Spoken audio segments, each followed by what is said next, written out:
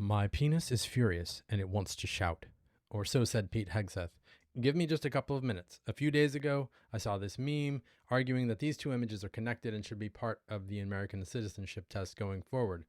On the right side, we see a picture of the Strait of Hormuz, which is not to be confused with the Gay of Hormuz.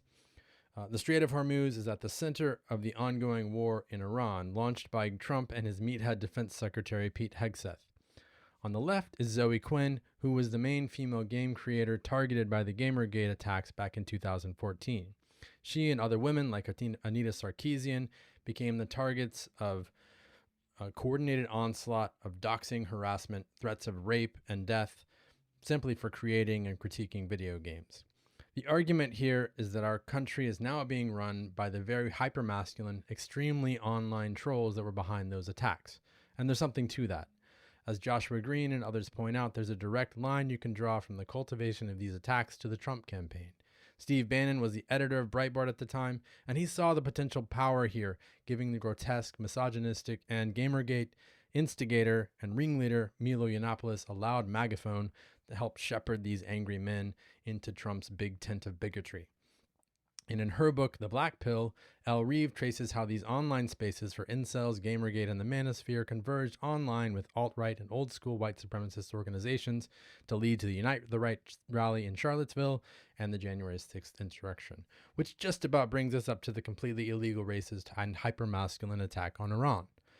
And surely this is part of the story, but it's important to know that Pete Hegseth was actually part of an earlier generation of toxicity. As Jasper Craven reported in the BAFTA last fall, when he attended Princeton during the early 2000s, Hegseth was the publisher of the hyper-conservative Princeton Tory, and he and his cohort were especially incensed about the feminist activism, spearheaded by a group called the Organization for Women's Leaders, whose advocacy was partially driven by a recent sexual assault on campus. And as a particularly vivid illustration of Hegseth's disdain for this feminist organization and indeed for women in general, fellow students report seeing him tear down flyers for a performance of Eve Ensler's vagina monologues.